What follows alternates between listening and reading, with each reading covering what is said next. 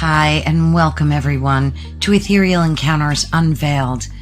Today we are broadcasting live on the United Public Radio Network and the UFO Paranormal Radio Network, 105.3 on the Gulf Coast and 107.7 FM in beautiful New Orleans.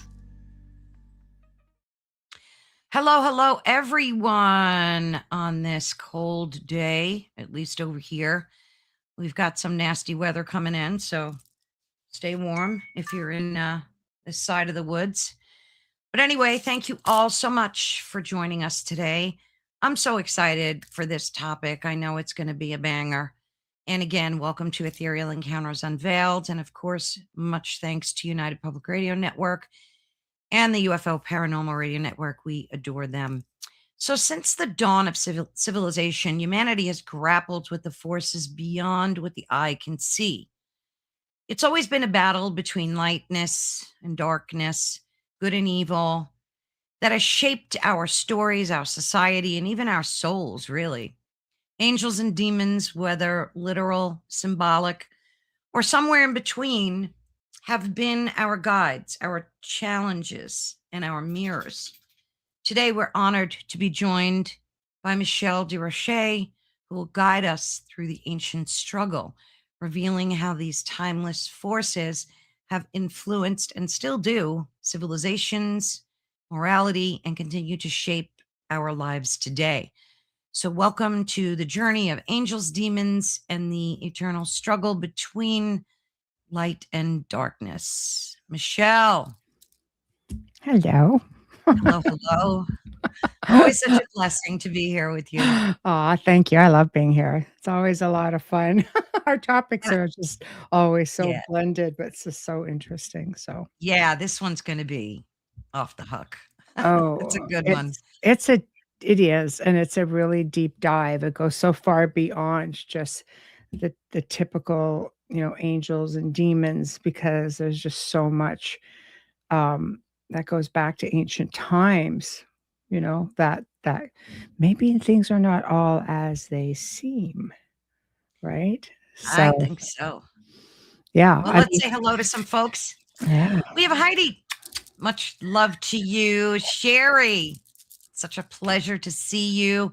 And as you guys pop in, Michelle, hello. Oh, she was saying hello to Heidi. Hello.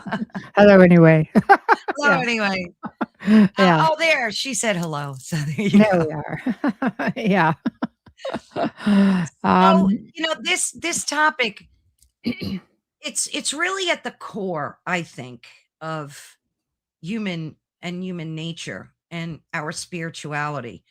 And for a person like yourself who adores history and does a lot of historical research, I thought this would be right up your alley as well. So do you want to get started with the Gnostics maybe, or you pick and choose, but it goes way before that. I know. It does. But I'm so partial to that lately. I've been I really believe that I'm digging that, and I'm it's in my heart. Resonates, doesn't it? It does resonate. Yeah, but you start where you want to start, and we'll dig in. Okay. Well, first, I think we need to realize, we've been plagued with the belief that our souls have been in a tug of war, right, through good and evil through the ages. But we can't forget as well that we are a very important commodity, and that is energy. We are like receivers. Everything about us is special. I think we can go back to, how we were created, how we were altered. There's a whole list of things there. I think somewhere along the line, we did at one time live in a pretty good space as far as not being so conditioned until maybe, the alteration occurred for some.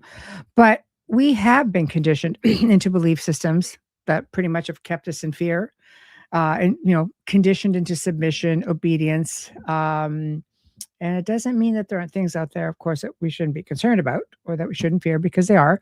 But there are a lot of things that have been misinterpreted, misunderstood. And we get into ancient cultures, for example, multiple gods. And some of the names, that are very familiar as per cultures ended up on the demon list. Yeah. So you're not necessarily, when you're looking at some of these beings, and you can get into a lot of deep dives about, let's say, Baal or Baphomet, and people think those are demons. Ah, yeah, well, they certainly are. And a lot, as far as Christianity came in, and of course, as they, like anything, they take over an area, they blend their cultures and celebrations together, and it makes for an easy transition. And then over time, things change, and then that's a whole other modern thing going on, and best Yeah. suited for a whole other show because I don't think we're gonna make it that far. Yeah.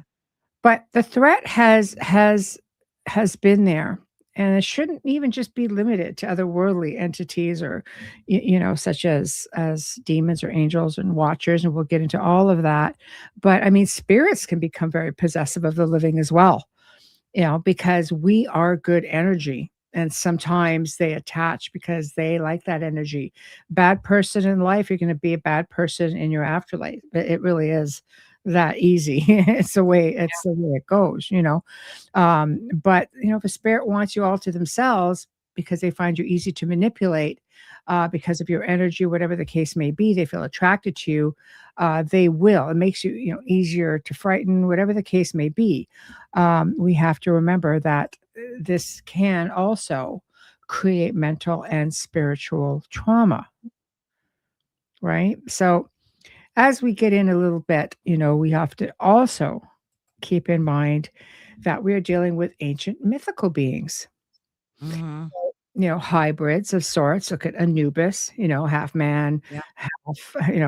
half jackal. Then we got the centaur, Yeah. half horse, and half human. That comes in different variations. I mean, those are just two examples, but there were many ETs that were maybe mistaken. For example, angels would be looked at maybe as light beings. Some people say no, they're Palladians, and but light beings for sure. Whereas demons, reptilians, Dracos, are all kinds of different type of species like that, or races, you know, light beings being very benevolent. And we know that benevolent ETs are very interested in our spiritual growth. They assist in many cases to help our personal evolution, teaching or reminding us of our abilities, psychicness, and telepathy, things like that. They preach the importance and teach the importance of love and compassion and being one with everything, right? Then your more malevolent counterparts are known for the control. That's the whole loosh thing, the energy. They have many characteristics that are much like, let's say the demonic realm, since that's what we're including in our conversation. While others are believed to be step-ins or influence the world's elite and those in power, sort of thing. So you can start, going back in time, and that things existed because we could talk about the bells in all of these churches, which were at one time, getting back into ancient times, this was there for soothing, to give us frequency. But it also kept really malevolent beings like demons away. And it's alleged that it would keep these entities, including maybe shape-shifting ETs, from shape-shifting. And then hence the war came, the war efforts. These bells are buried, and we need to ask ourselves why, because they're being dug up. Some of these bells weren't not just in churches. They were in entrances to large cities of the time, huge things. You wouldn't be able to just lift that. Just wouldn't. So you can find all of this stuff. Anything I'm talking about, you can go out and find. Oh, You yeah. know, I try to make research really easy. So if anybody wants to cross-reference anything I say, because I've cross-referenced it, you want to do that, you know, Yeah. it's all out there. And ever since Nathaniel, um, who you've had on your show many times, I've had him on my show too. Yeah, he's a Ever good since friend. yeah, he's great. Ever since he kind of brought to light, no pun intended, the fact that these orbs, these beings that we're seeing, and they're being recorded, thousands of them every day, that Mhm. these could be demonic and they're not necessarily angelic. that they're tricksters and that. So, you don't even know. Mm. It's like once you learn that, you question all of it because you can't even trust what you think you see anymore or what you hope to believe that they're angelic. Maybe they're not. I mean, Well, he calls it the phenomenon, and he's done some really extensive research with other very reputable people, yeah, like Barry Fitzgerald, like Steve Merrill. I mean, these are reputable researchers, and they have seen, you know, evidence of certain things. And yeah, when you start getting into that, you'd really have to get on my YouTube. You could find all of it there. I mean, he's researched a lot of different, variables, getting into tulpas and egregores and golems and things like that. And I know Barry's been on my show years ago as well, talking about just this, and things are not all as they seem. exactly. Absolutely, because, I mean, you have ET that can mimic, with Yes, shape-shifting or giving you the illusion of how they want you to see them. We know that the demonic realm does this as well. So you think, for example, mimicking not just appearance, but mimicking voices and sounds. So you think you're hearing maybe a loved one and you're not. You're hearing something absolutely. else that's waiting for you to make that invitation to Yeah. bring them in, right? So Oh, it's so interesting. And it's funny because, and we're a culture where we have welcome mats and we have welcome signs. And I was also told never welcome anybody into you. Never say the word welcome because once you do, it's an you're invite. opening yourself up to like God knows whatever, It's an whatever. invitation, and it makes it a It little bit really is. harder to deal with. Like, as we move along, I mean, we can definitely talk about the different types of demons, how cultures, how they revered them, or how they worked, trying to eliminate them. We could look at different rites of, Yeah. different parts of exorcism throughout different parts of the world and deliverances, and we can get into to all of that, Oh, you yeah. know. But I think we have to remember too, again, what we see today is very different than what we saw back then or what we were shown back then. Say, like, we'll talk about, let's talk for a moment about angels, watchers, and demons. Okay, so there's this belief at one time everything had their place and never should have been separated or divided, and Christianity came in and you know, move things around, put things in their place as they believed they should be, right? So this, again, this just goes back to the ancients, and even long before Christianity, we know that all of these beings existed. I think it's a matter of who we how we perceive them now, how we perceive them then, right? But I say, for example, before Christianity, angels were nothing like these soft, peaceful figures that we imagine today. They're very powerful, very frightening forces that acted as messengers or agents of the divine, right? Mm, But when they come to you, and the first words that they say is, "Be not afraid," it was not as comfort, but maybe perhaps more as a warning, because they were not gentle, but getting into, like, the early Jewish traditions and Middle Eastern traditions, they appeared as blazing beings of fire, creature with multiple faces, and we see that now when you look at these spheres, these wheels with all these eyes on them.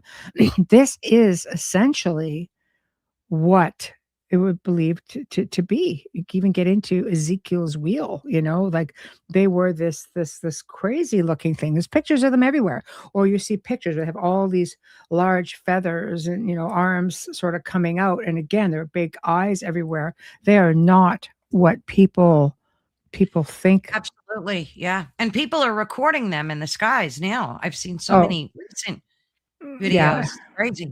Yeah, exactly. Exactly.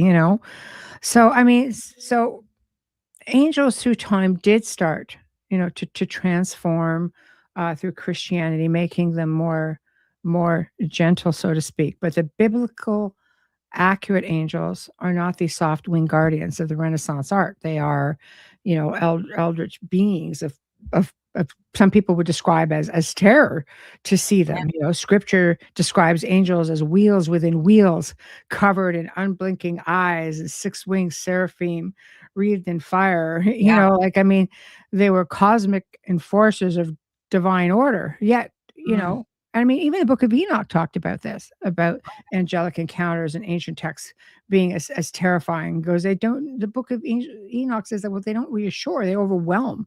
Human nervous systems collapse in their presence. Like, they're very, very powerful beings. But in occult traditions, angels aren't there to make you feel loved. They exist to make you precise. Mm. They strip the illusions. They basically dismantle false identities. They destroy the past that no longer serve the structure of who you are becoming. Not that they're not doing something good, but they're not sugarcoating it. And if you get into Hermetic teachings, texts like the Corpus Hermeticum reveal another forbidden layer. Angels Yeah. do not speak in words, Right. but yet there's the whole Enochian language side of things too. Like, there's a lot. It becomes very complex as to going back in time and looking at things. But they speak in synchronicities, sudden losses, unexpected delays. Like things that, like, for example, change is hard. And if you're asking for change, sometimes you need that nudge. Well, that's when they come in and say, okay, that's it. This isn't a punishment. It's a forced ending.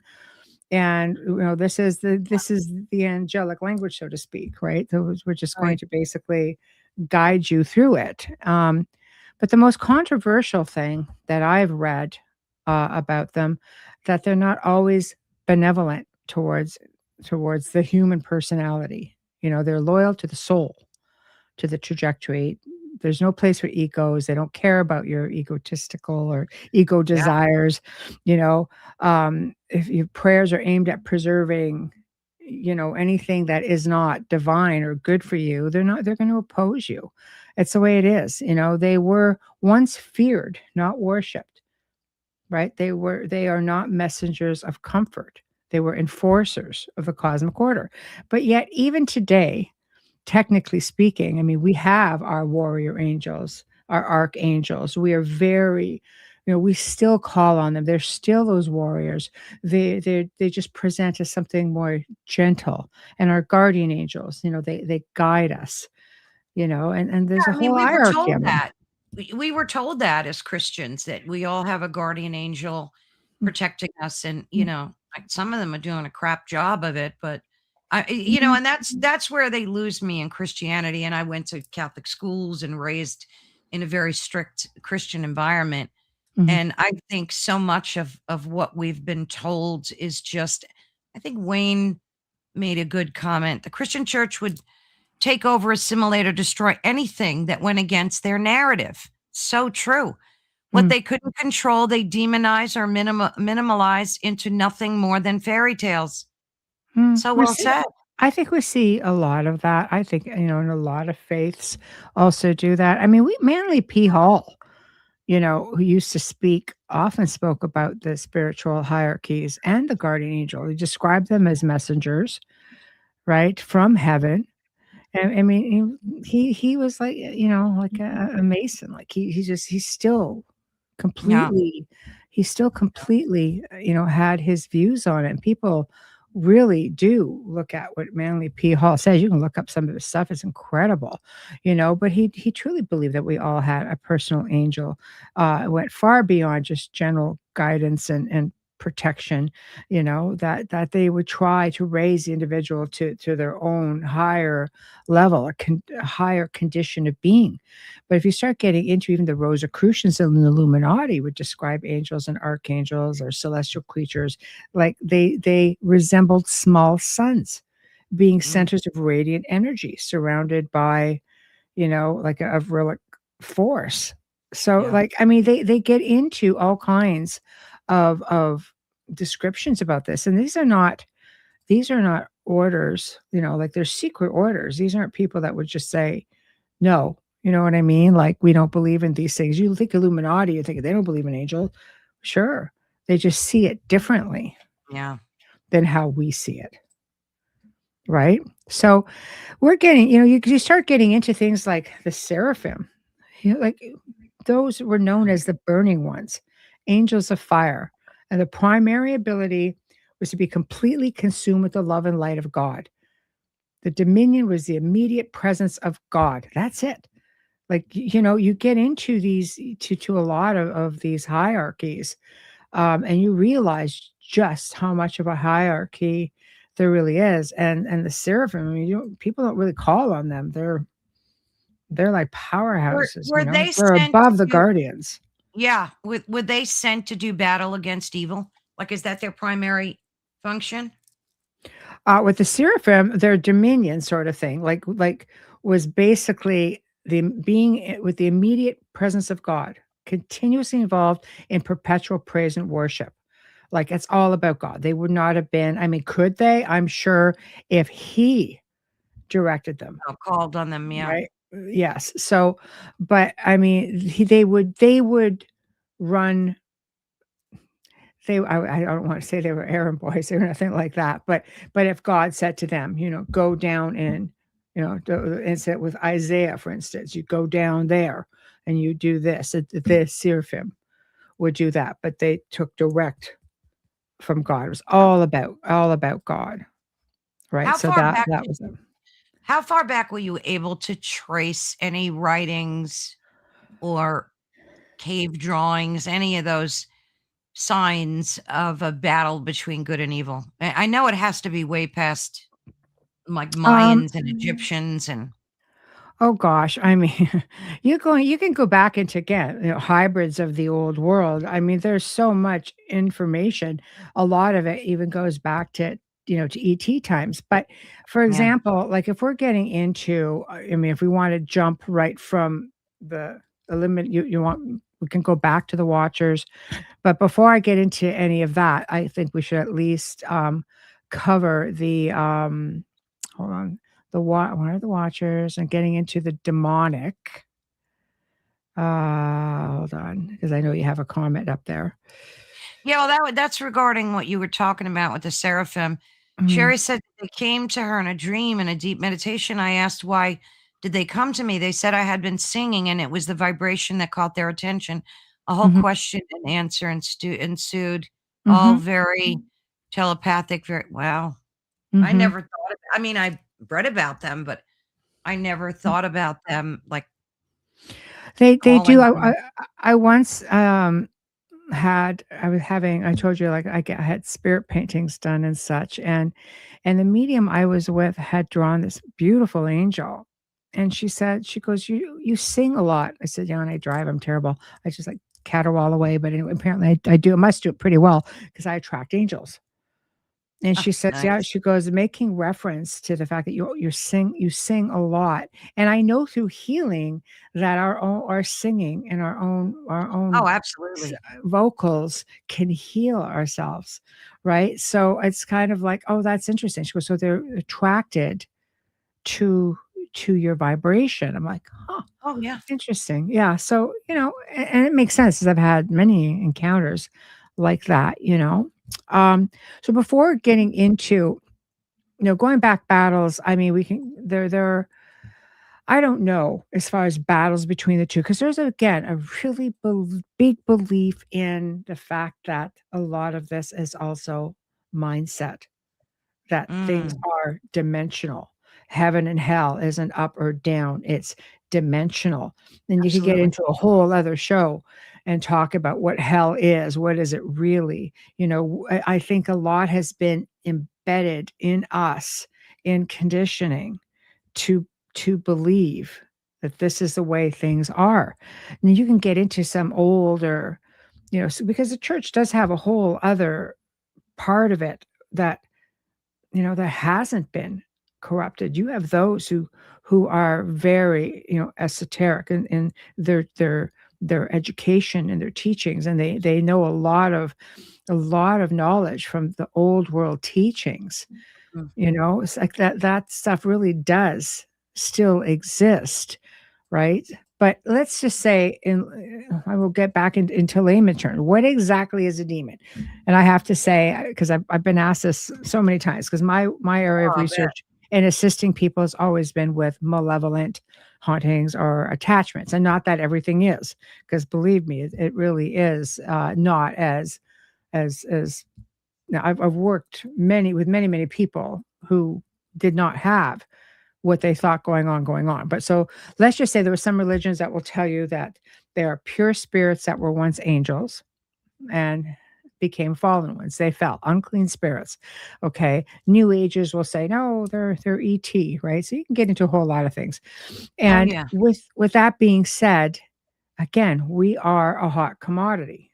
So if they come in, they go through different stages, which always starts with an invitation.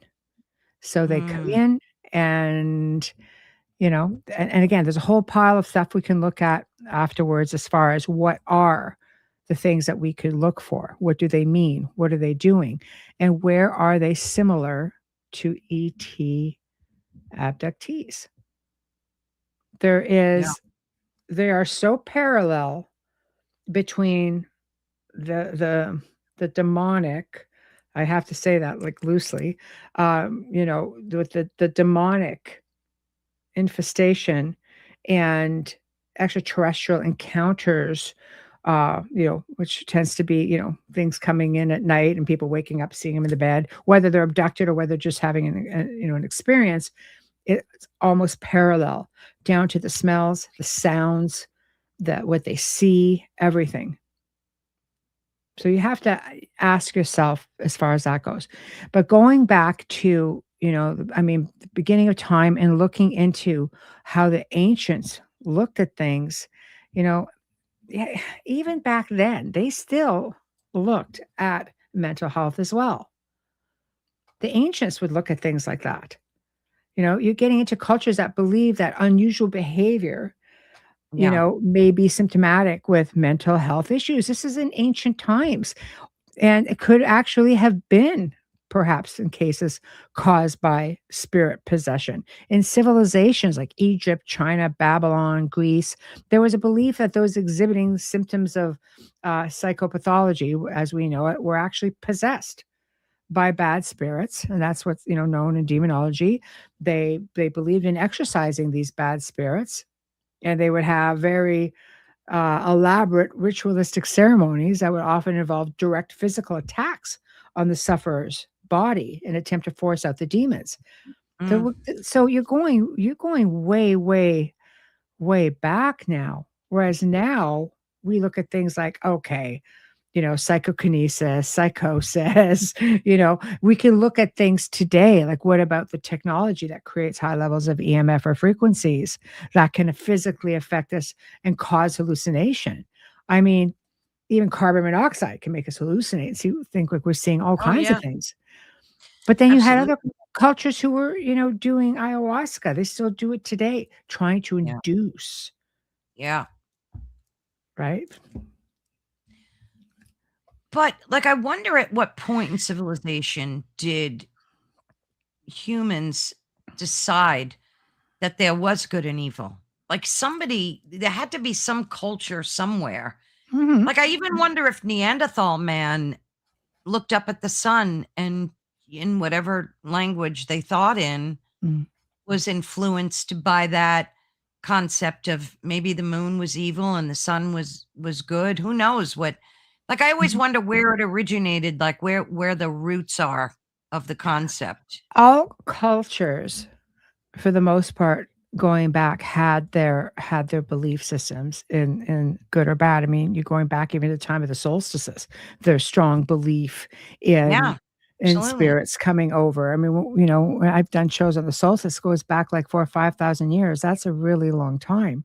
But in ancient beliefs, demons are mentioned throughout history, throughout myths, legends, folklore. They represent the dark evil forces. They just have different names, right? They're shapeshifters, mimics. They would torment humanity for thousands of years.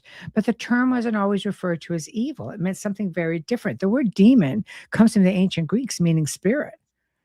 They were Mm, not evil per se, but they were gifted with divine powers. There are people even today who have a different understanding of how things work, yeah. where they essentially work with demons.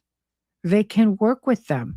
You have to do it cautiously. So, fallen angels who were basically fallen because they came and taught the daughter of man how to adorn themselves, or how to take care of themselves, doing gardening, and what, not gardening, but Yeah. like growing your own food, things like that. Sure. And mating, with the daughters of man, it might have been a little bit taboo, shouldn't have done that. But with that being said, if these were the crimes, um, boy, it's a really major thing, at the end of the day. But again, it meant something different way back then. Okay, even the Romans believed them to be guardian spirits of individual people or places. This changed around the second century, where AD, where they became specifically referenced to evil. Their sole purpose was to corrupt or torment humanity. So let's go look at Russia, for example. One of the earliest depictions of human belief in demons was reportedly found in Russia in Mm. 1894. They called it, I'm going to just probably butcher this, the Shigor idol, believed to be carved from one single giant log. It was engraved wooden figure, 17-foot long carving. It was carbon dated to 11,600 years ago, and science believed that it was a depiction of evil demons.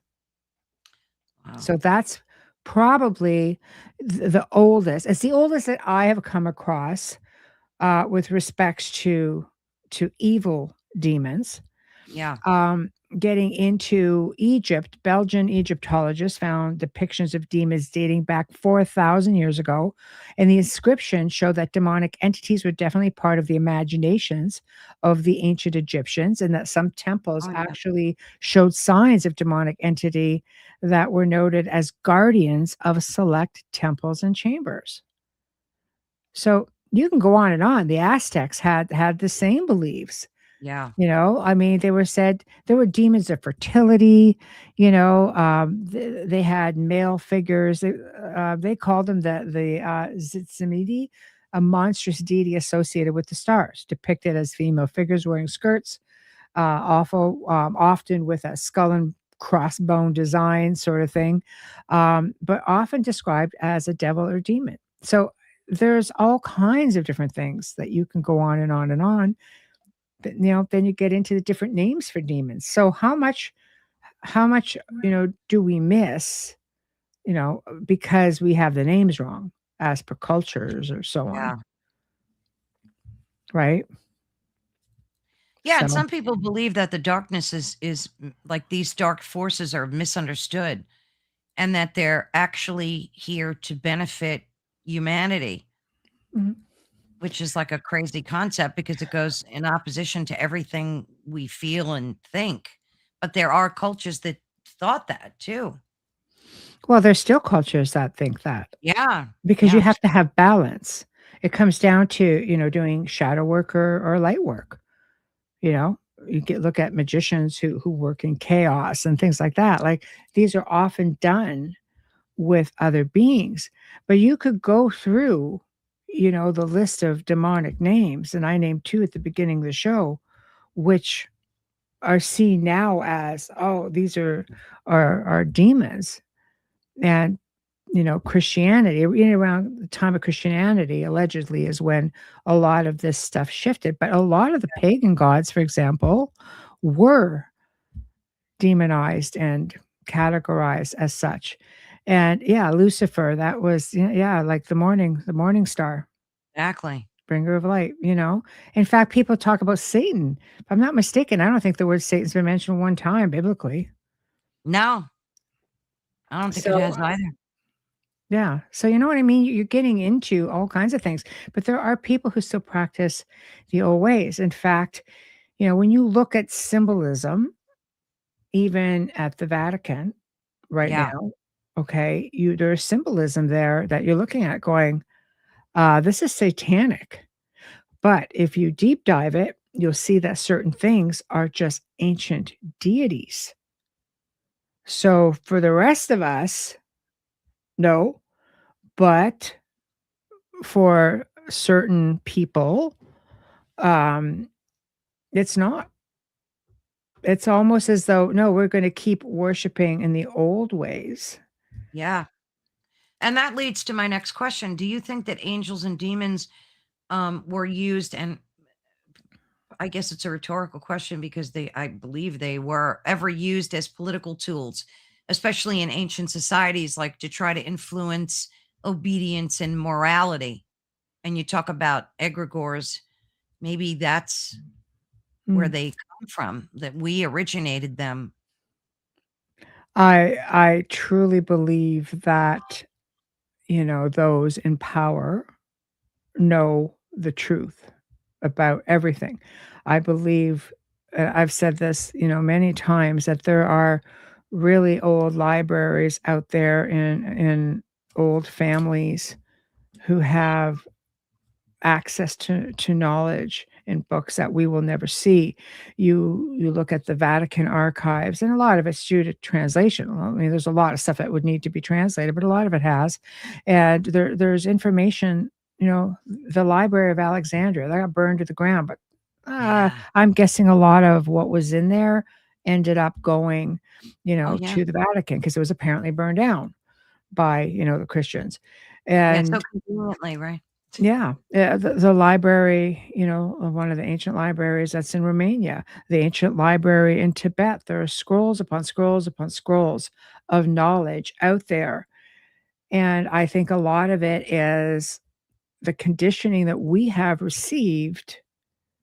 We grow up, right? You learn what your parents learned, and you go to school, you learn what your parents learned or Yeah. what your ancestors learned. This is stuff that gets moved down, but sometimes, the information, it's very it's very structured. Absolutely. Yeah. Absolutely. Mhm. And Wayne brings out a point with primitive mankind. I think they could see darkness as like moon and evil because often predators would come out at night. That's such a great point. They could have, began to believe that the dark was behind it. See, that's what Mhm. it makes me wonder. So much of this is created. Like tulpas, and it's just a lot of it just seemed, and not to say it doesn't exist because it does, absolutely. But I'm Mhm. just wondering how much of it dating back historically didn't we not create? Because they say Mindset is we're so everything. powerful, right? What? Yeah, mindset is everything. I mean, Yeah, if you're taught to fear the darkness, you're gonna fear the darkness, I mean, I'll give an example, like, in the West here, children, they have their own rooms. There's many from the time they're babies, and you have your own room, and, suck it up, and if you have a natural fear of the dark, especially, when the child is in the womb, if you have a fear of the dark, then that transcends onto the fetus, the yeah, baby. But there are parts of the world, like in Europe, for example, and I know this because my daughter had gone to a German, uh, um, a Waldorf school, which was all based on, German belief, um, that the mind of a child works at a certain pace at a certain time, and they remain with the same teachers for 8 years. It's incredible wow, how they do things there. But yeah, point I'm making is that they encourage the family room. mm, So kids all have their own bedrooms, but at night, there would be different beds in a larger yeah, room, and there was no fear because you were there together, they were very we're with your close, and tribe. there Yeah, was that level of security, So that's just one example that I'll use. A lot of it again comes down to conditioning and what you're taught, yeah, so because true. these things are out there, and, you can make, whatever out of it. I mean, I've had incredible angelic experiences. I've had interesting demonic or other entity experiences. I've had ET experiences, Yeah, um, and I don't have a genuine fear. I can be startled like anybody else. I'll be on high alert. But I was also, taught from a young age is that you don't give up your power. You can feel it, but you just don't give it up. Don't run around like, screaming or, and I'm not confrontational in that way either. So there are ways of handling it, but it comes back to your own mindset, Oh, giving yeah. yourself the power, not giving your power away. And that's such a great point because I think most of us were taught to give our power away. We were taught that we were sinners and are sinners. And, it dates back to that, that we can't trust our own intuition, our own feelings. Mhm. So it's deeply embedded. I think even Wayne mentioned that. He said the human brain even in early times will try to make sense of things within their world. And he used a spider example. If a Mhm. mother's afraid of spiders, there's a good chance the child. It really It imprints. points, yes, and imprints. Mhm. But Absolutely. that's ancestral as well. And Yeah, also past lives.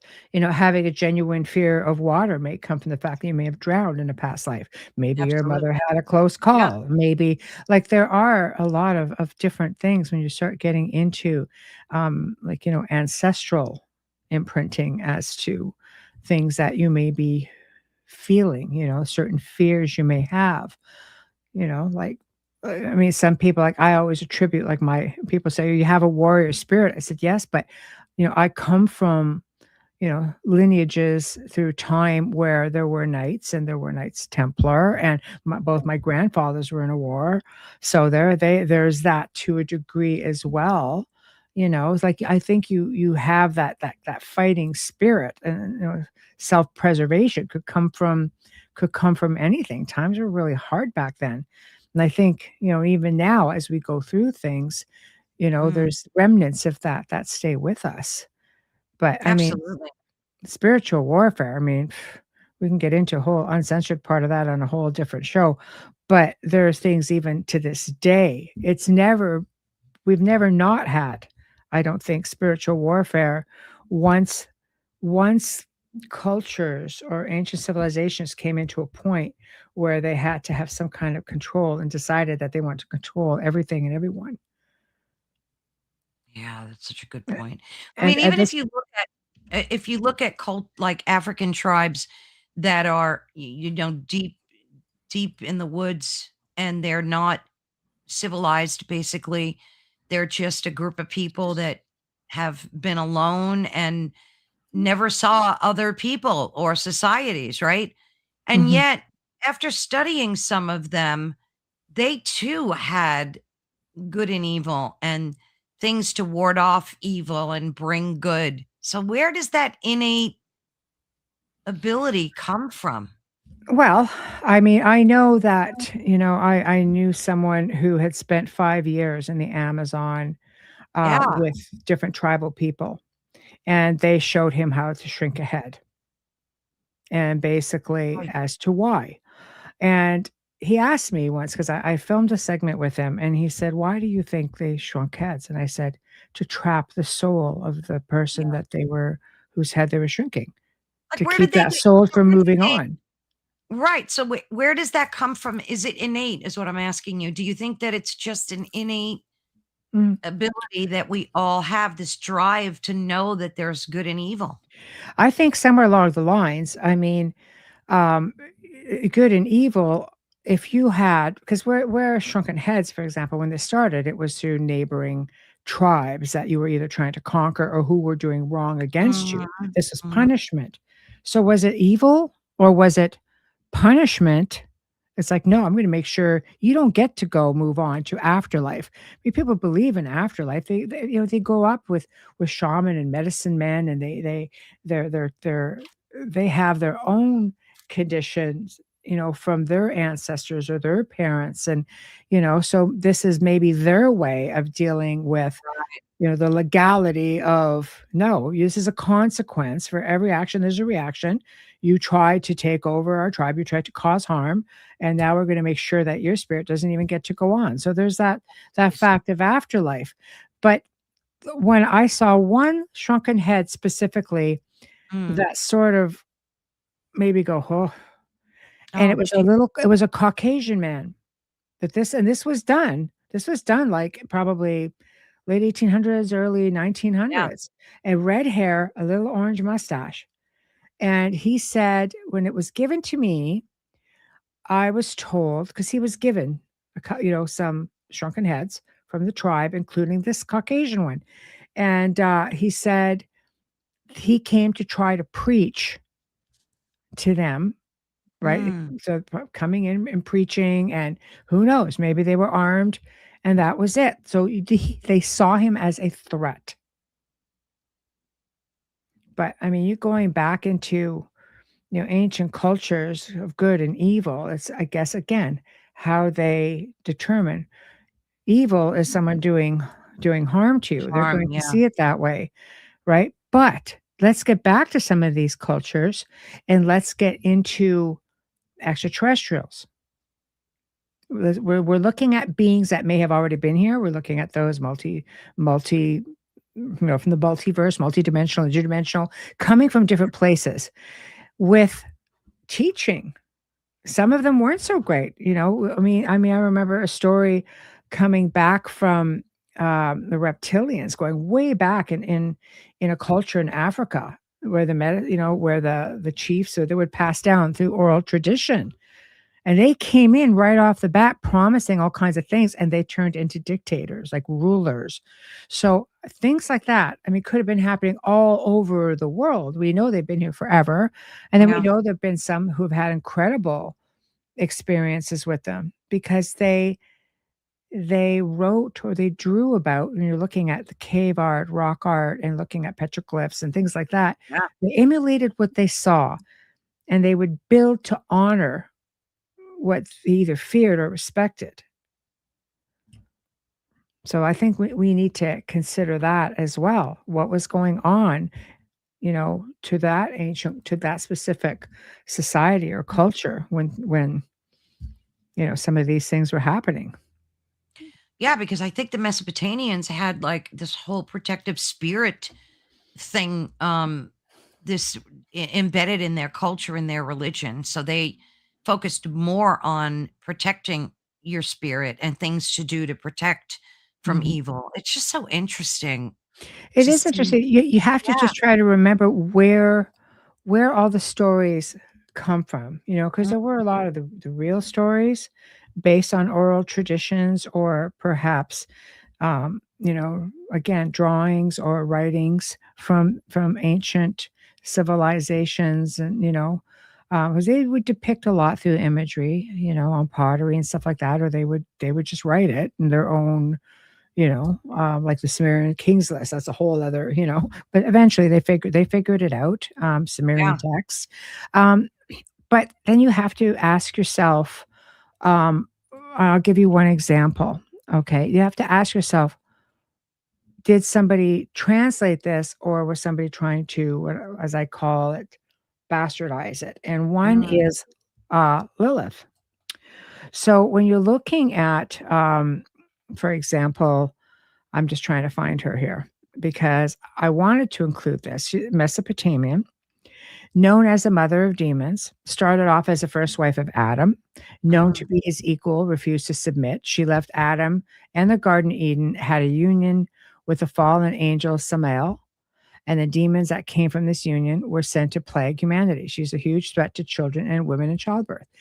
Now, if you start digging, you will find that Lilith has a whole other role that goes back even to goddesses of ancient times, Yeah. such as Isis, right? And so, like, she's I mean, even Sophia. There's a and don't shoot the messenger. I'm just letting you guys know some of the stuff that I have come across in my research.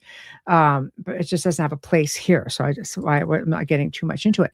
But there are a lot of old cultures going back to even the time of ancient Lemuria and Atlantis that revered the goddess energy, the goddess, not Oh, so much yeah. the god, and kind of lumped them together, like Ishtar.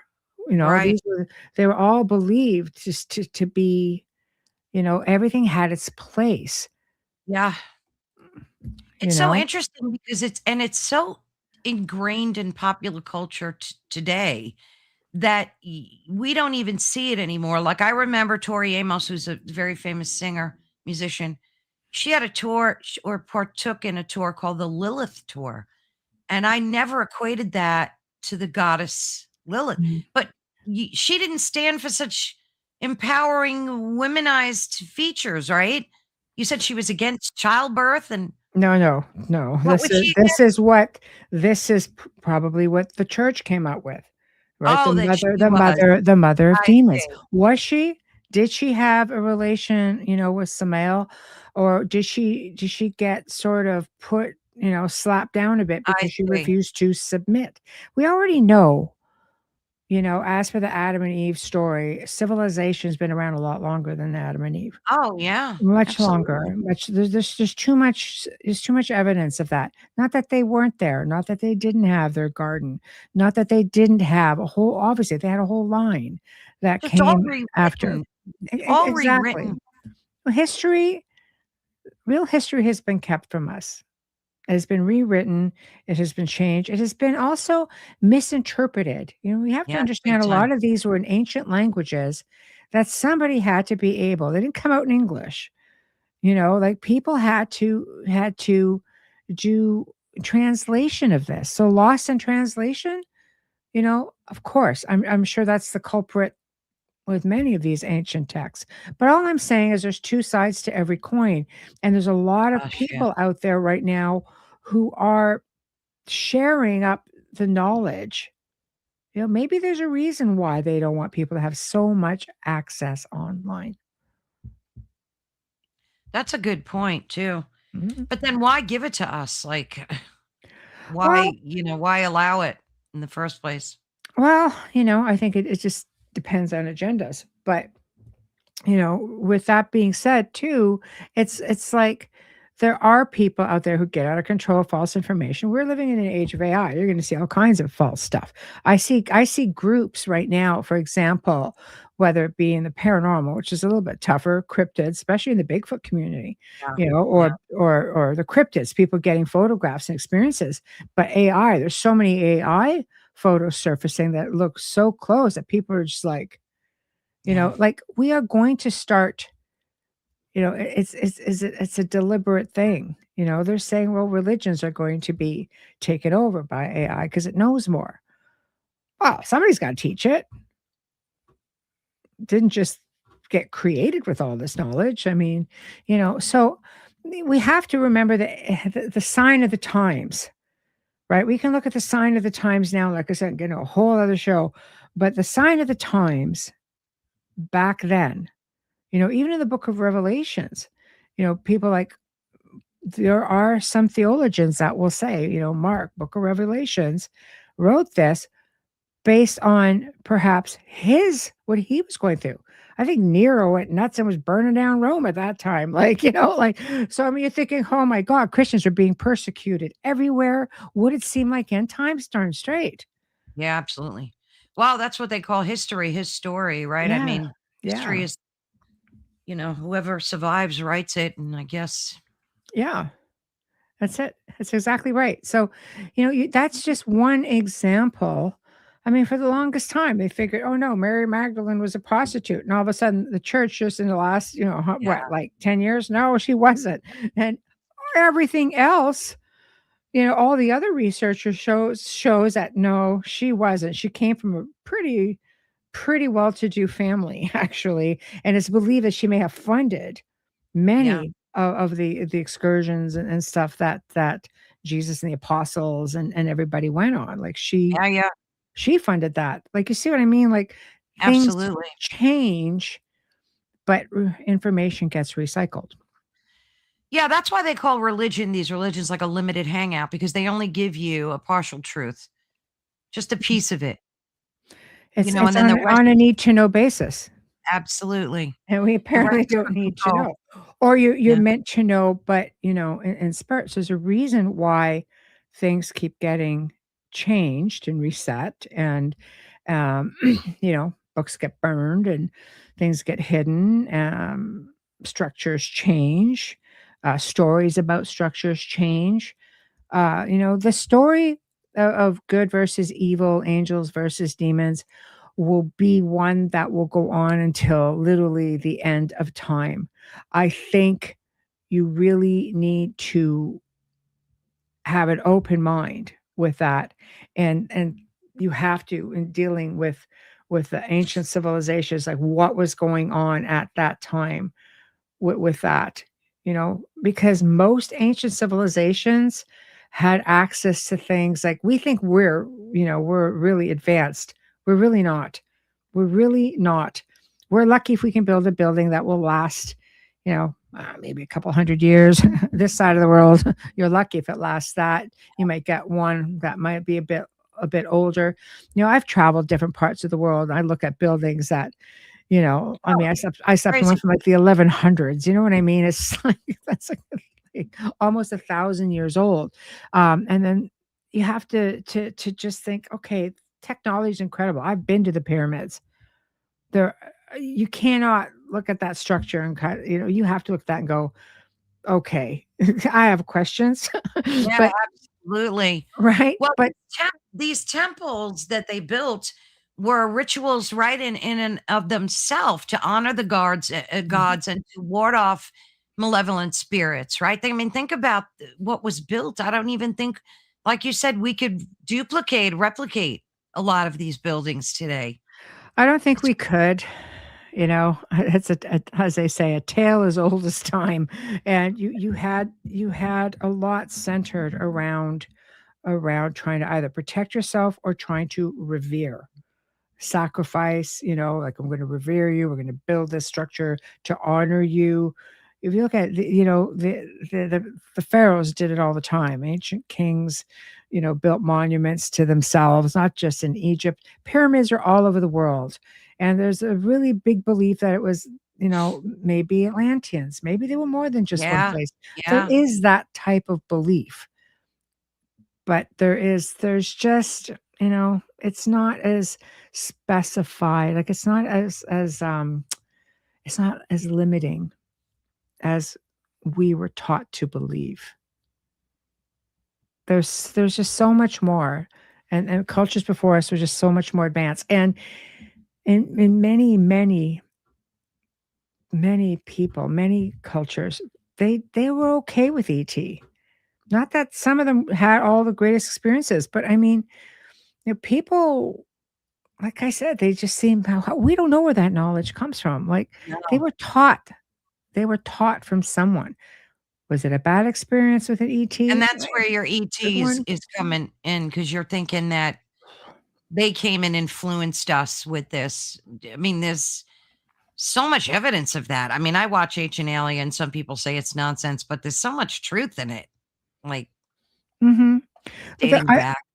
I think there's a lot of information that we simply are never going to be made aware of. But I know a lot of it is through oral traditions, like our North American indigenous people, they would rid themselves of evil spirits by smudging. This has been going on for like, like centuries. This isn't something that's just new. They would use prayer and various traditional rituals or visualization chants, they would call to their ancestors. But according to tradition, smoke attaches to negative energy and evil Yeah, spirits and then draws them away from the body.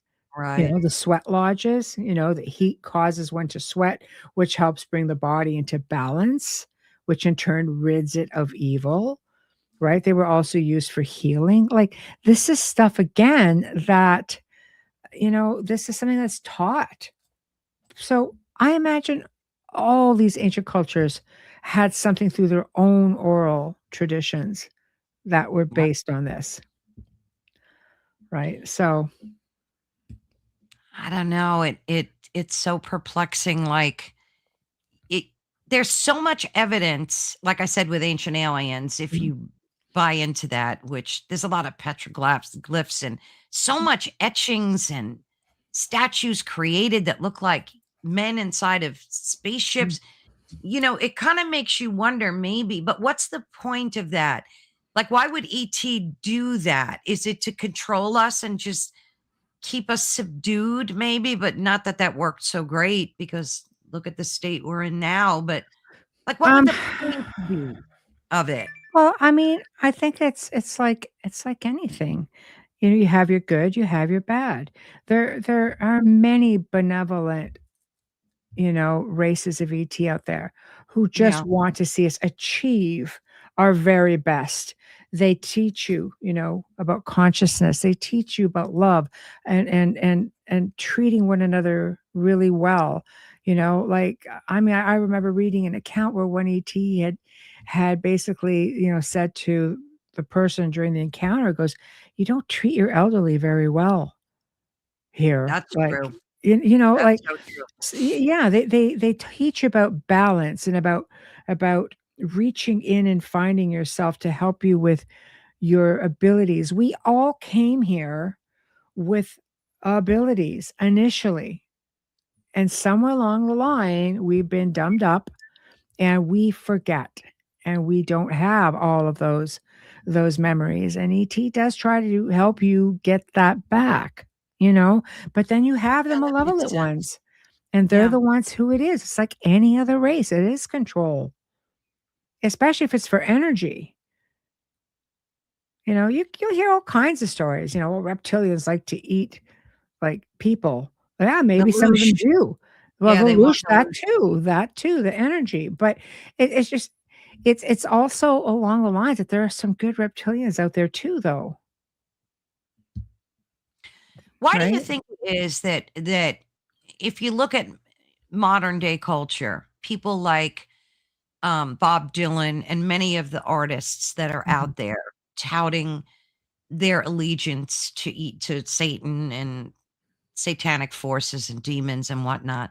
I mean, he admitted in a video that he sold his soul to the big guy, as he called him, for fame and fortune. I wonder why it is that no one does that. No, I've never seen anybody flip that and say, "Well, I prayed to God for success and fortune, and I got it." I mean, I don't see that as much as I do the demonic aspect. Does evil give us what we want to win us over? Mm, Maybe is it oh like a boy. tactic? Yeah. I'll tell you, I've worked with hundreds hundreds and hundreds of people over a couple of decades on this sort of exact thing. And one of the things I hear a lot was, "Well, I'm psychic now.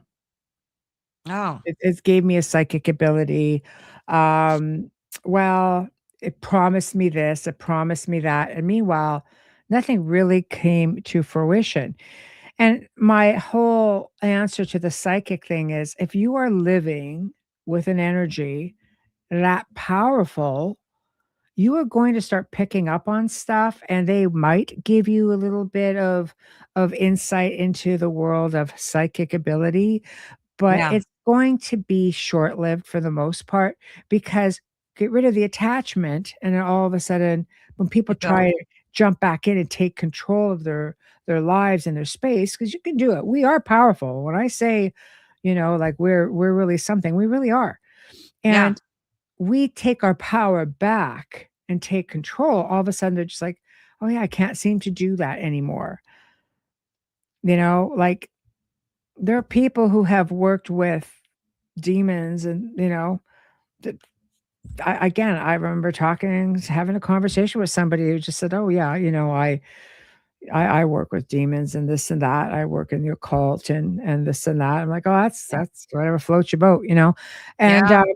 and it was like, "Yeah, I'm just trying to work on,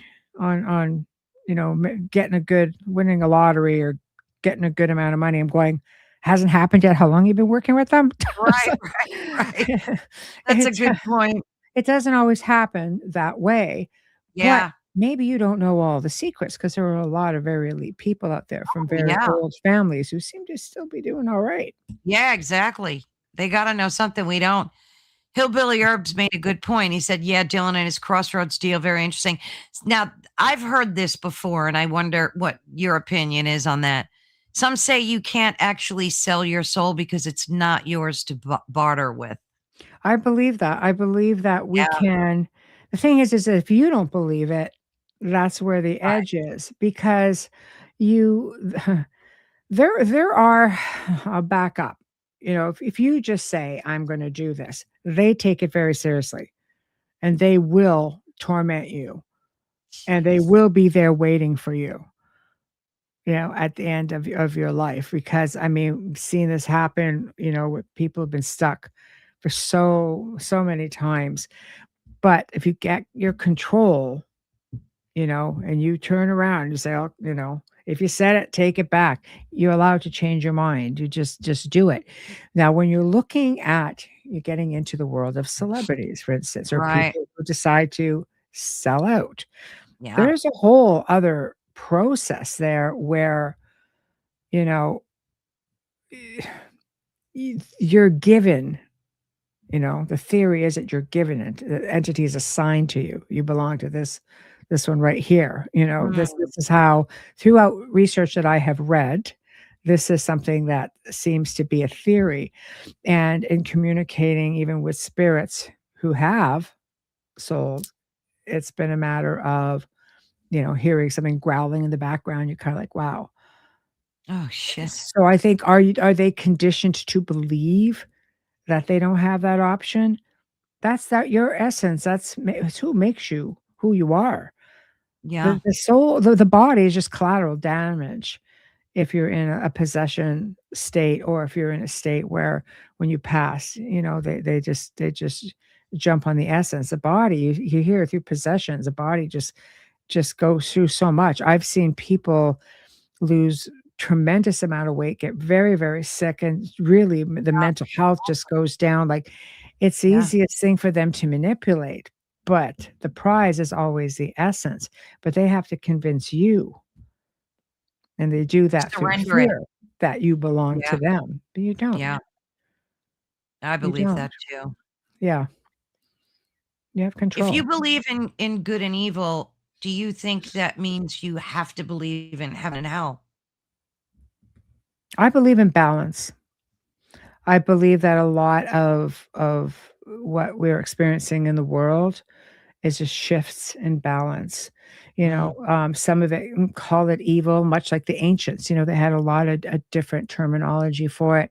You can swing one way or the other. One is going to be very negative, evil. There are evil people in the world, who just do horrific things, and there are people of light who do amazing things, and do it because they give of themselves because they can, and that's the balance. So that's what mm. I believe in. Not that there aren't scary things out there. Sure there are. We share a whole other space, through dimensions Yeah. of beings that we're not even familiar with, because that never rear their heads, but that influence a lot of what goes on Yeah. within this realm. Some of those are in human form and others not so much. That makes so much sense. So human beings are believed to have free will, right? We're taught that. And Mm. we have this free will so that we can choose sides in this struggle, right? So making morality like an active spiritual choice, right? And don't you think that that's basically at the crux or what has influenced Judaism, Christianity, Islam? I mean, it just seems that way. It's always based on this concept of free will. You can choose between good and evil. Well, take it a step further, going back to a lot of the malevolence that occurs, in this world. Sometimes there are conditions they choose, but sometimes they need your approval or acceptance. So Right. just by Right. putting it on a film that everybody's watching and liking, oh, that's acceptance. Just for following maybe certain celebrities, and going to a concert and spending $1,000,000 to go and see it. That's acceptance. You see ceremonies happening on stage as part of a choreographic dance. That's Right. acceptance. You're cheering, that's acceptance. You see, so Right. some of it is acceptance. We're accepting it, therefore we are in agreement with it. Oh, So, good lord. right, we have to really think. Things are, hidden in plain sight. Yeah. I mean, think When about that. Do you think a lot of people even think about that?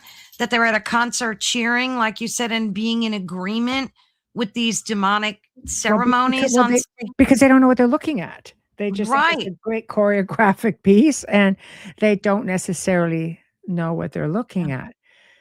So this is what I mean, like, sometimes the theatrics, you know, but there's all the world is a stage, and it's probably the best way to leave it, and it's been like that for, a very long time once certain people came into being, and organizations, were given a whole lot of power, not just business, but through religion. I mean, you give them you see some of these evangelists. Oh, it is crazy. I mean, Oh millions of gosh. dollars in these big, huge, elaborate, buildings, I land, hundreds of acres being given to this charity, and they go after a while. It's not, they just go belly up, become and proven corrupt or whatever. So I think people look for that positive, and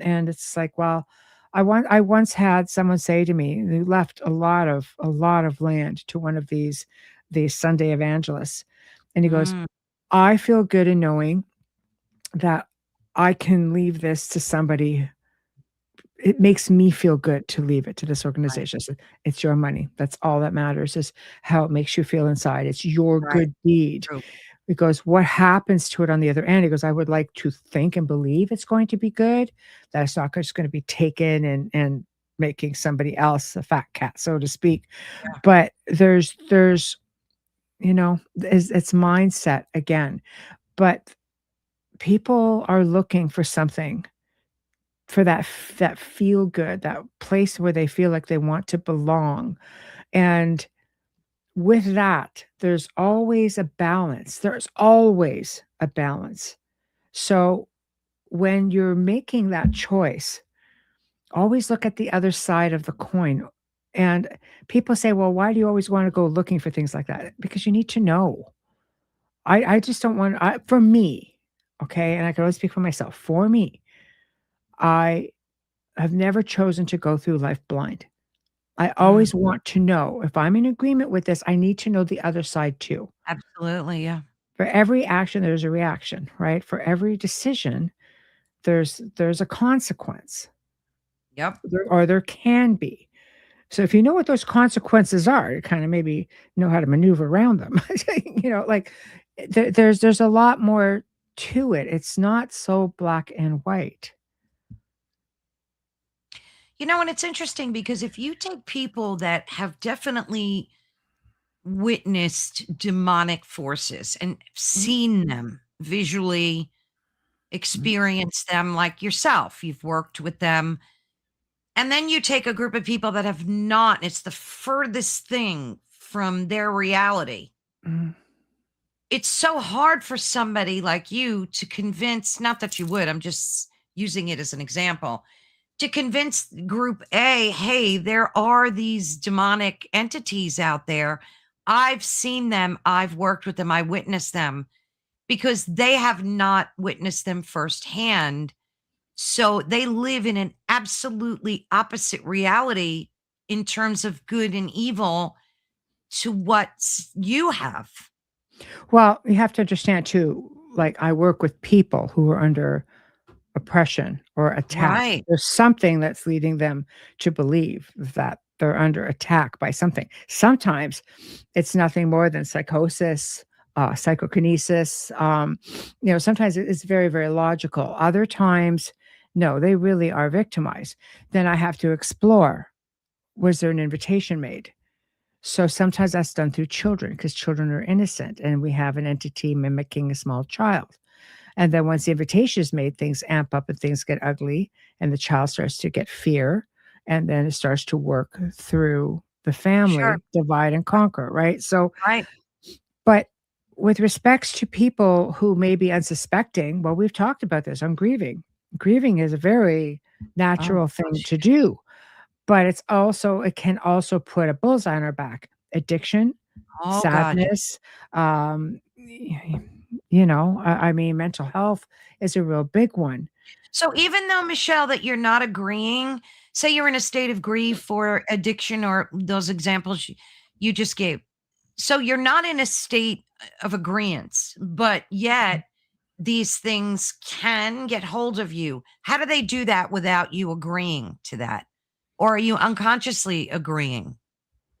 Well, okay, let's use a grieving, for instance. When you lose a loved one, people so desperately, you miss them so much, and you look for signs. Absolutely. Oh, so you're in agreement right there. You're looking for Yeah. signs. You just don't know where the Yeah. sign is really coming from, you know? So sometimes you have to be very, very specific. You know, I only want a sign from my loved one. I don't Yeah. anybody Yeah. think about getting fancy coming in. Like, That's such a you great know, point. you have to be very specific because sometimes in your grief you don't think about, and why would you? Why would you think Right. that all of a sudden something's going to come and try to infiltrate your space and your family's space because you are mourning someone that you loved? You don't think about things like that. So, and sometimes when it happens, it's so subtle, but then the acceptance is, oh my God, you know, was that you? Or right. And it's a form of taking it in. So that's, and again, that's just one example, but it's a Yeah, that's powerful really one. poignant. It really is. Go, you know, how many times you maybe people go to the cemetery, or people just have, show me a sign, just let me know you're here. I need to know you're here. I need to know you're okay. It's all natural, and we It shouldn't have is. to fear things like that. And you don't always have to fear things like that, but you just have to realize that it's a good possibility because you are in a weakened state. You're Yes. mourning. You're off. Your guard's off. You just want to heal. Yeah, it's so darn true. You know, and it's funny because if you look at like pre-Socratic philosophy and you look at Plato's beliefs, he didn't frame good and evil as monsters fighting, in the ether. He placed that battle inside human perception. And he developed the allegory of the cave, right? Which I Mhm. don't know if a lot of folks know about, but so Aristotle did too, and a lot of the great philosophers look at good and evil as internal battle. It's a psychological, even Jung, it's psychological. So it's not coming from the ether, it's coming from internal. 100%. Yeah. I'm a huge believer in that. You know, like, and working with people, I've always said, take your power back. This is, Yeah. you are the one in control because you can manifest Yes. what you want. Do you ever stop to think that there's a reason why we are often kept in fear with a barrage Oh, of daily, newscasts, a barrage daily. of imagery, certain musics? Like, there are things that are there to keep us in a perpetual state of fear. We live Intentional. our own Absolutely. internal hell. It's just some people will say this is purgatory. This is hell. You know, like, there's so many, there's so many different theories with it. But in the end, you will often hear people who are a little more evolved in their spirituality say things like, you are in control, be one with consciousness. We're one. You have control. You have control. And those who just step out of the fear box, that just seem to just not bothered by anything. They end up having really great lives. Well, all this other stuff is going on. You know, you're thinking, "Oh God," you know what I mean? There's a war coming in, or there's all kinds of different things you can think about, or like, you're living paycheck to paycheck, whatever the case may be. Yeah. Whereas people just sit there and say, "No, the universe will provide." And when you ask them, like, "Oh no, it does. I don't worry about things like that." I'm just like, some of us who know this, you still go on and live your life being worried or being fearful, or we are powerful beings. Yeah. We can and we do manifest a lot. Why is it so easy to manifest fear? Why is it so easy to manifest rage or anger, or worry? I manifest more worry and more angst. Why is it so hard to go to the flip side of that and manifest all of these Yeah. great things? Great It point. shouldn't be. People It's don't think of that though. They right away jump the gun and think the worst. mhm, Even though 99% of the time that never comes to fruition, like the mhm. things we think of, the Yeah. worst case scenarios, they never come to fruition. But Mhm, yet we're bombarded with, these external, and I believe they are external thoughts not coming from you really. mm. They're coming from The higher elsewhere. self. Well, it could be your higher Absolutely. self. How many times do you ask for, let's say, like, you maybe assistance with something? You Oh, or you're all you're the looking time. for an answer, Yes. and you don't see it, therefore, you don't acknowledge it. But then when you ponder on it, maybe even years later, you went, "Oh my god, that was my answer, and I totally didn't see it." Life keeps you busy, and it's kept like that on purpose for many people. You just go through the grind. You just go day to Yeah. day, week to week, month to month. There is not a lot of time because we don't give ourselves a lot of time to sit and ponder things. You don't even So true. necessarily have to meditate, but find yourself a quiet spot, listen to a little bit of music, and just let your thoughts go towards something positive. Yeah. Spirituality is within, it's a personal thing. Absolutely. And it's such a game changer when you do that. Mhm, And that's why I love pre-Socratic philosophy, because people like Aristotle, they believed that this battle between good and evil existed because humans are not, number one, purely rational beings. And we're not. no. We love that dopamine hit, Mhm, from the news and all the other toxic crap that we allow. mhm, He also believed that desire also conflicts with wisdom. And that's so true. How mhm, many of us put our desires ahead of what we know is the wise decision, right? mhm. And that to keep a moral balance is a very fragile thing to do and very situational. And that's so true. It's Mhm, so true. Morality, which we equate with goodness, right? mm. It's difficult to do, to be a moral person. Think about it. It's not easy. To Well, it is, and we've not been I mean, I'll say we've not been, conditioned to do so. I mean, you can go, the church will say, "Yes, we've conditioned you to be a good person." Your teachers will say, "Yes, we conditioned you to be a good person." Yeah, But actions speak louder than words as well, absolutely. right? So this is how you're taught. If you're somebody immoral is trying to teach you morality, you're gonna kinda go, "Hmm." But there's too many the temptations, there's too many things out there that can take you out of that moment, when people, again, are you always rewarded for morality? You find that, you know, Yeah, 200 bucks down there in a certain place in a wallet. Do you just say, "Hey, I yeah, found the wallet with no money," or do you, right. you know what I mean? Or you That's give what I'm back the whole saying. thing? It's Like, it's not easy to make the moral right decision. yes. And that's why you'll find a lot of atheists that are very moral, Mhm. good people, because they separate their morality from their religious indoctrination. Mhm. They believe that morality is an innate thing that all humans have.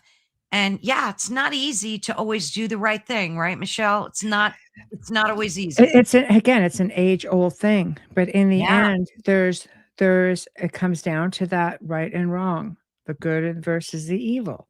Do the right thing.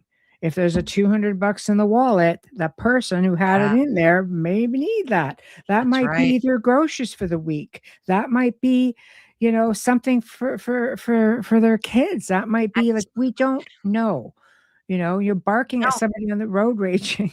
I know I do it. that's And I right. try to think to myself, "You know what? Maybe that person's just having a really bad day. Maybe his That's life isn't right. so great. Maybe" it's hard to go through those motions. You cannot control all the situations that you are presented with, but you can Mm, control how you deal with it, how you perceive it, where you go with it. so true. I love how the Egyptians used, I saw it in their carvings too. They would weigh your With Ma. heart. Yeah, Yeah, with a feather, that's and right. it had to be as light as a feather, which, That's right. like, is almost impossible. So they even knew this concept. They did. They even knew. They It's did. crazy. Has it been about good and evil, or has it just been about right and wrong? Right. Which is good and evil though, right? In a I mean, we form. yeah, in a In a form, right? form. Yeah. One will get you possessed, the other one won't. Oh, jeez.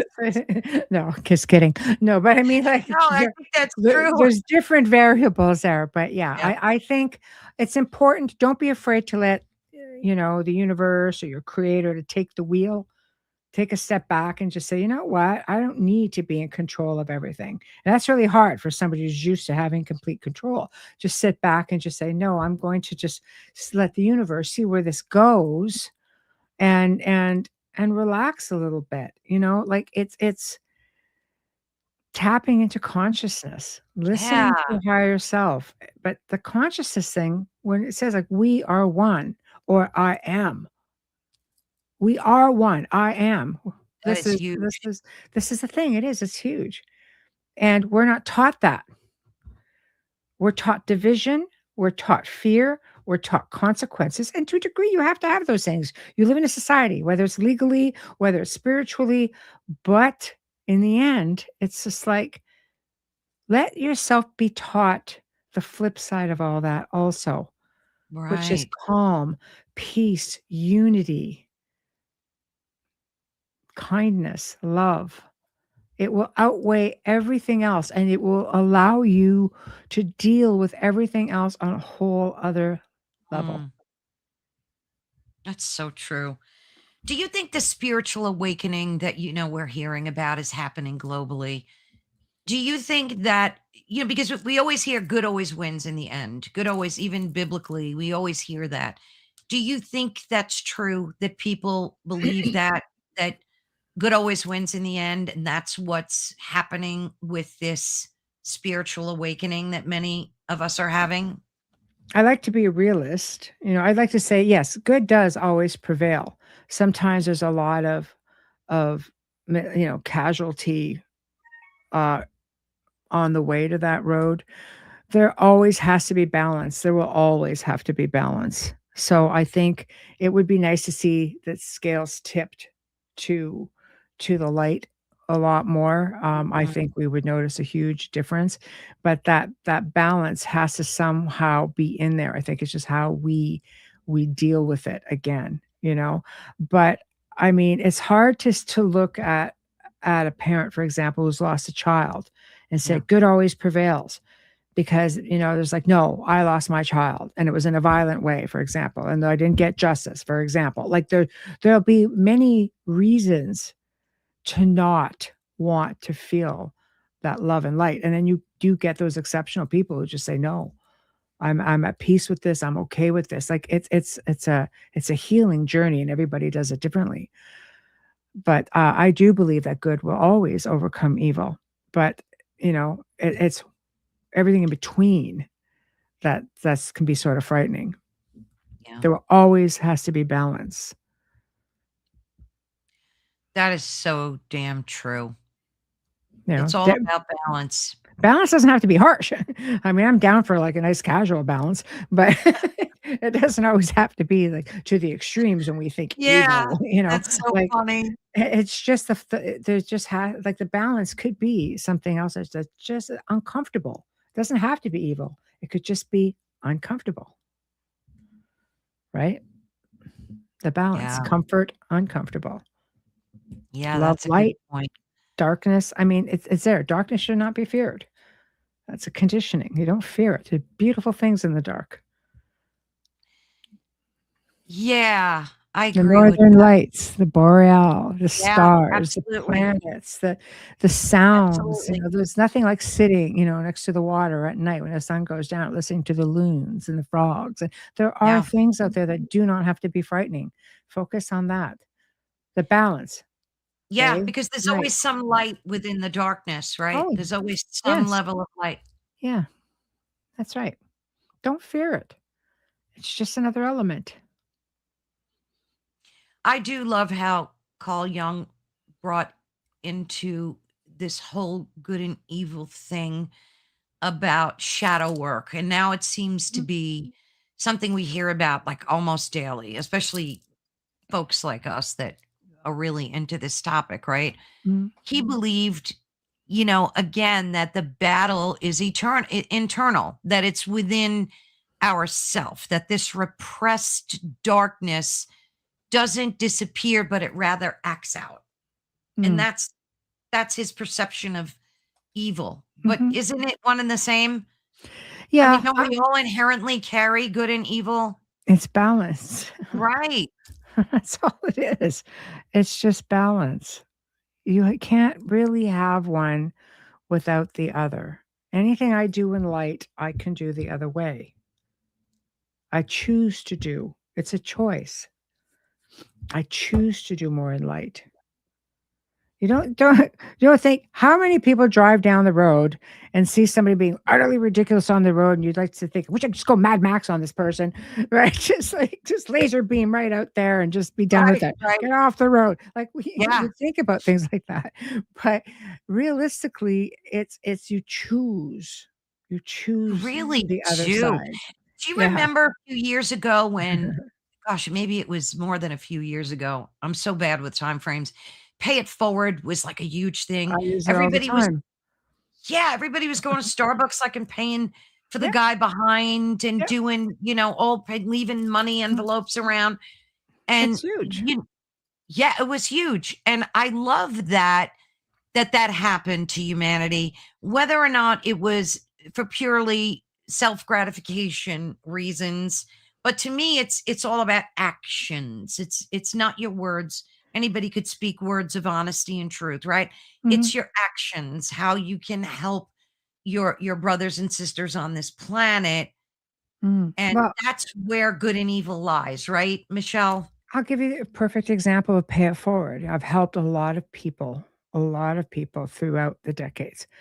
And people will say, I need to repay you somehow. I said, no, you don't really. It's fine. They're like, no, no, they want to feel like they want to make sure, Yeah, yeah. they're grateful and they want to do something. And I always say, pay it forward. I says, pay it forward. Go do That's something nice for beautiful. somebody else, or I don't know, drop a couple of bucks, in a charity thing, donate Sure. something, animal charity. Spend your time with somebody who needs it. Go give your time to Exactly. an elderly person or a child, or you know what I mean. I say, pay it forward, and I've that's just what I've said. That's what I've done. 100% agreed with that. It's really about, and I raised my kids with that premise too. I always told them, anybody could spew words. Words are easy. It's your actions that count. Mhm. Maybe you could tackle this one. Contessa says that I think I failed the test because I find it hard to forgive someone that has done evil to another person. That's a big one.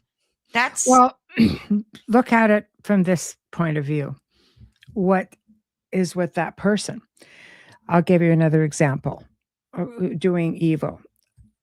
Let's just take a killer, for example. yeah, A serial yeah, killer who's done time in jail, blah, blah, blah.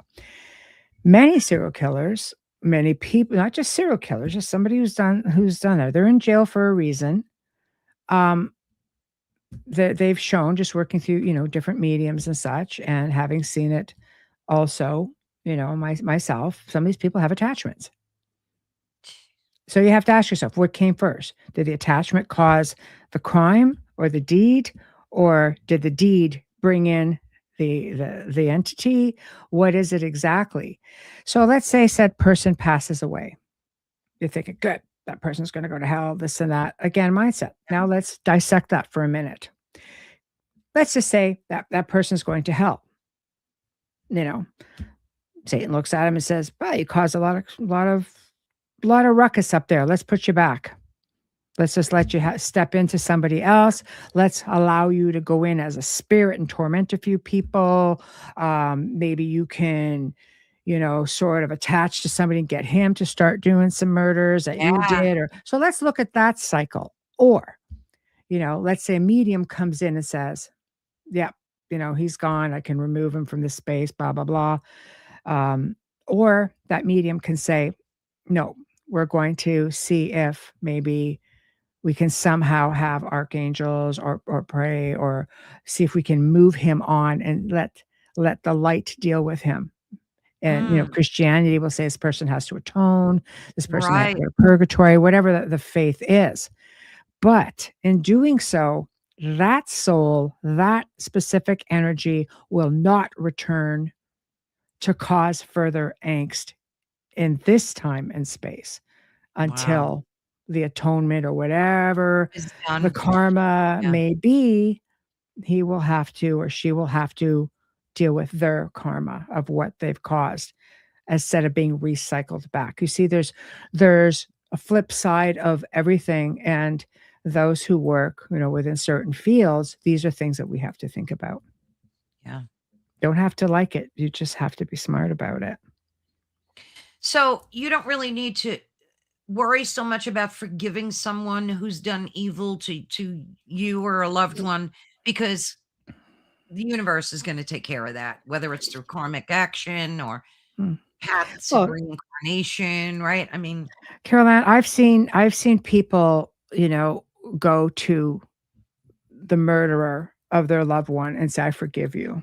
yeah, Because you can either live with the angst of, "God, right. I hope that person gets everything he's got coming to Yeah, him," or you can set yourself free and set your loved one free and just yeah, that person so who did the true. deed becomes inconsequential. Somebody Yes, like that should brilliant. never be a driving force of consequence in your life.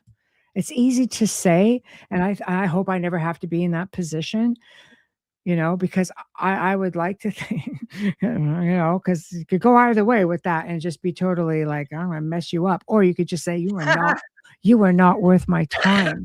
Yeah, You're that's just not fun. worth my time.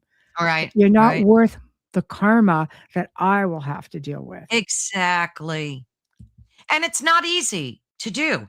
I mean, and we recently saw a good example of that with Charlie Kirk, Yeah.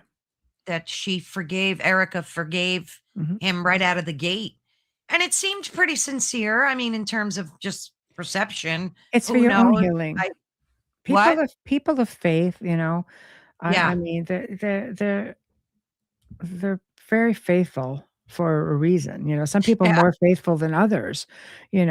but in the end, you want to beat spiritual warfare, start with yourself because you are the only one you have control over as to what you allow to take over your space or your mindset. You're the only one. You have control. It starts with us, I believe.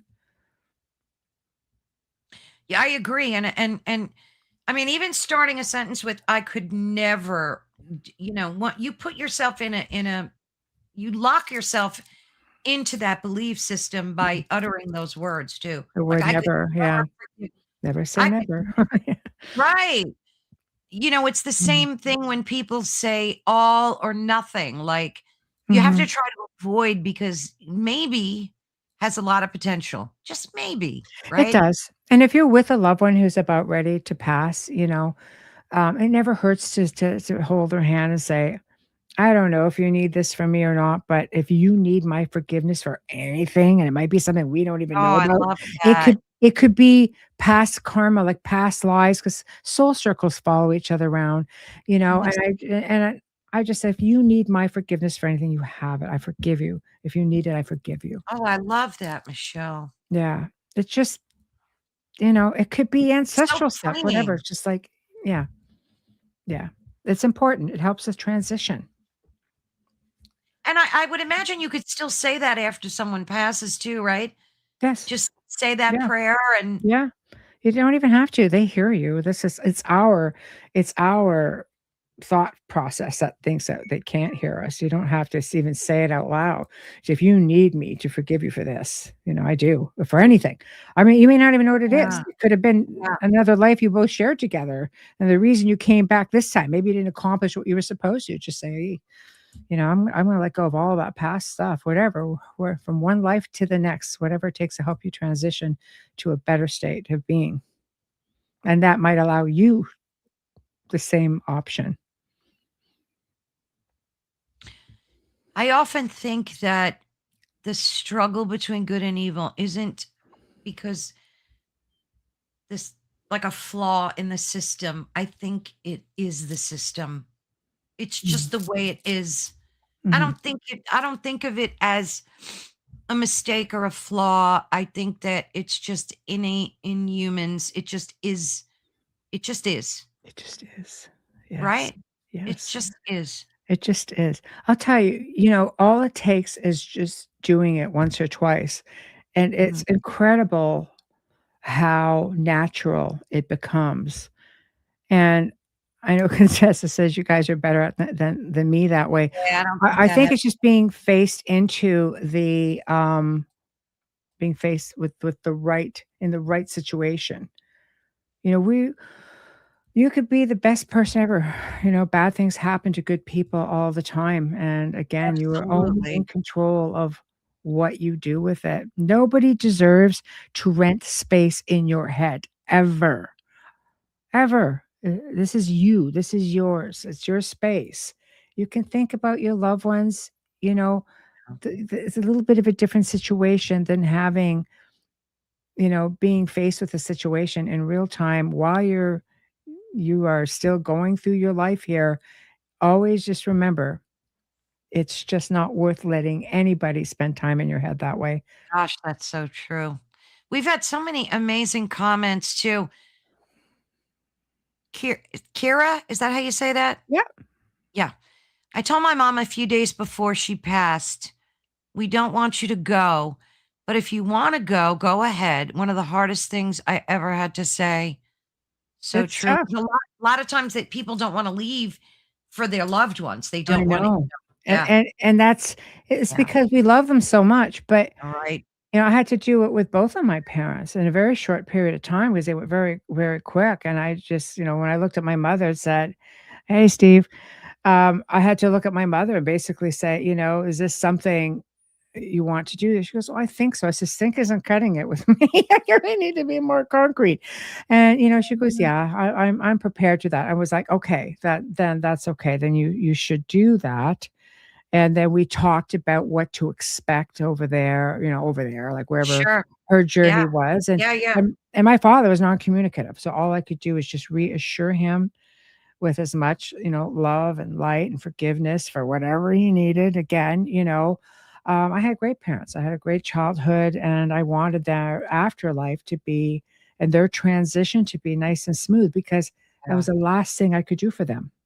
Oh, And that's so. sometimes with your loved one, that is the very last thing you can do for them. Whether they deserve it or not, it will come to you in the end with that karma. Did you ever encounter that guardian says my mother came back after passing asking for forgiveness where someone deceased just really wants to be forgiven for anything that Um, they might have done? not myself personally. We had a story that went through the family with a great grandparent, and I guess the you know the great grandfather had an affair, and the woman died, and Oh, she just basically had little flames would show up on her door or her windowsill and things oh, like that, and wow. she would just say in French, she goes, "Okay, okay." She called her, a maudite vache, which is kind of like an effing cow, which wasn't very nice to the cow, but anyway, that is what she called her in French, and she goes, "Okay, okay, I forgive you, whatever you need now, just get out of my face," or something like that, and then all of a sudden, a hand this is 2 stories up in a wintertime, and a hand just went like this, waving goodbye, and there were no prints in the snow, so this is just an old story that went through, Yeah. you know, but I've had people request to see me before passing, just to say, you know, how can I get, you know, forgiveness and well, how Oh, they wow. feel like they wanted to prepare. How can I prepare for my loved ones before I pass? And Mhm. I always say, do up a really nice video or something and leave something special just for them. Not something that you have to buy for them, something you already have, and tell them why. Just so something personal, or just those are just some examples, or just a video. Tell them how you feel about them. Put it in a card. Ironically, about 8 months before my mother passed, she sent my sisters and I each a card with a full Mhm. message going back about things from our childhood and how Oh, special we wow. all were. And yeah, I kept journals from my kids until they were old enough to Nice. remember me. So if something happened to me, they would always know how loved they were. That is It's so that beautiful. easy. Yeah. And finally, I read a quote from someone, I don't even remember, but it kind of stuck with me because it went something like, light requires effort and darkness is the default. Do you think that's true that, oh, Libra bonsoir. Most wonderful. Good night So to you good to both. see you. Thank you. Do you Um, think that that's true, Michelle, that light requires effort and darkness is the default within man? darkness is easy. For some Yeah, reason, it's easy to do certain deeds. For some people, not for everyone. I find light to be so simple. It's easy to be a good person. yeah, Sometimes, though, it requires eating a bit of crow, and I don't mean that literally. I yeah, just mean, right. it means humbling Yeah, yourself, and it's not easy. absolutely. Some people can't get past the ego. Right, whereas, in darkness, again, I find beauty in darkness 'cause I've worked in both, and I find comfort in both, but for some, the visualization, the darkness represents certain things, and it's just easier because you don't have to humble yourself to someone else. Right. That's such a good point. Because the ego, get That back to the ego ego. thing. I The know, it's ego, always ego. That was it the is last show, always you guys ego. gotta go listen. Yeah. Well, this was such a fascinating discussion. I would love to do a part 2. I've still got 2 pages of questions left. Absolutely. I told you. There's a Yeah, lot we you were didn't right. cover. Yeah, like ancient exorcisms and all kinds of stuff. We have a lot of fun stuff. Yeah. Yeah, yeah. We gotta do a part 2 of this for sure. I love this topic so much. It's everything. Thank you, Michelle. I love you Pleasure. dearly. Love you too. I oh, Bye, everybody. what a this'll remind you of something. I love you from my soul. It Right? does. It does. It does. Because they say the heart eventually stops beating, but the essence goes on forever. Right. Yes, Beautiful. exactly. Thank you so much, Michelle. You're welcome. Bye, everybody. Mwah. Thank you all. I loved all of your comments. They were amazing. Sorry if I didn't get to them all, but I want to thank Michelle for sharing her insights and her expertise and her vision and helping us to understand that it's not just the battles outside of us, but also the battles within. Gosh, it's so true. And we're going to do a part 2 of this. Absolutely. It's an amazing topic and I love it. Thank you all for tuning in. You've been listening to Ethereal Encounters Unveiled live on the United Public Radio Network and the UFO Paranormal Radio Network, 105.3 on the Gulf Coast and 107.7 FM in beautiful New Orleans. Thank you all so much. And I will see you guys tomorrow.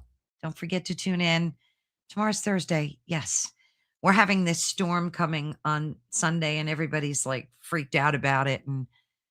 But oh, and thank you, Heidi. Love you dearly. Love everyone in the comments. Thank you all. See you all tomorrow. Bye bye.